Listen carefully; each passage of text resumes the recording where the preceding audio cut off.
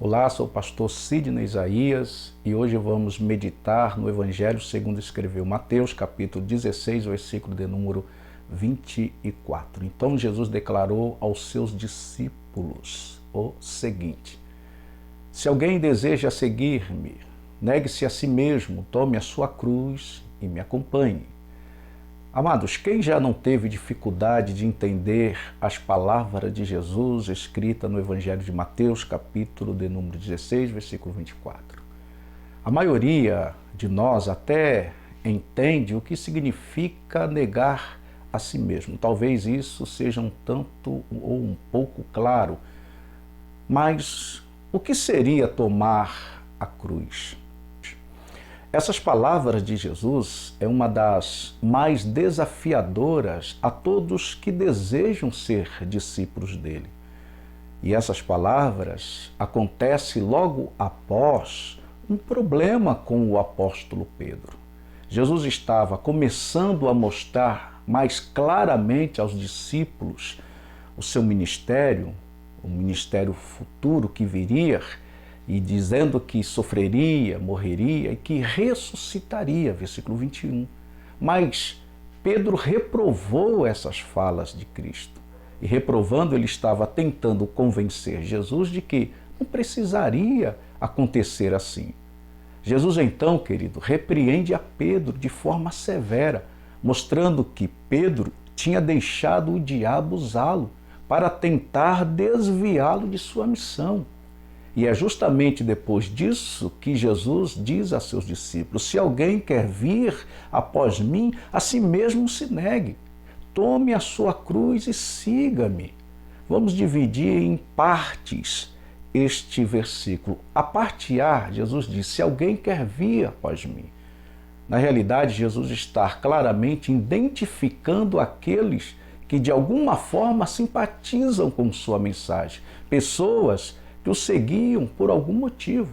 Parece-me que Jesus está deixando claro que segui-lo não é meramente uma decisão simples e sem consequências. Antes, é uma decisão que precisa ser tomada de forma racional e com fé.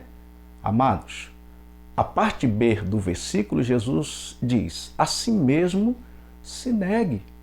Aqui Jesus tem como foco que aquele que deseja segui-lo precisa estar alinhado com a sua vontade. E a vontade de Deus se choca muitas vezes com nossa própria vontade. Os que seguirem a Cristo precisam ter, primeiro, a capacidade de considerar a vontade de Deus superior à sua própria. E segundo, terem atitudes claras, escolhendo a vontade de Deus e negando a sua própria quando for necessário. Amados, como exemplo, cito o ensino de que devemos amar os inimigos. A vontade natural da carne é de ódio pelos inimigos, mas o padrão de Jesus é de amá-los. Aqui preciso negar a mim mesmo em apoio à vontade do Pai. Cristo mostrou como isso é feito, amados, quando orou pelo perdão dos que os crucificavam. Negar a si mesmo, então, é um conjunto de ações diárias que vamos tomando à medida que esses conflitos de vontades aparecem em nossa vida.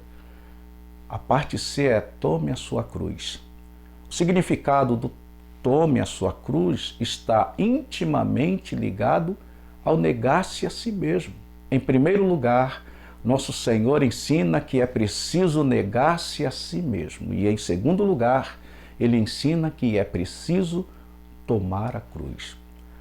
A figura usada nessa expressão por Jesus, queridos, é de um condenado carregando o seu próprio instrumento de execução para o lugar onde a pena capital será aplicada.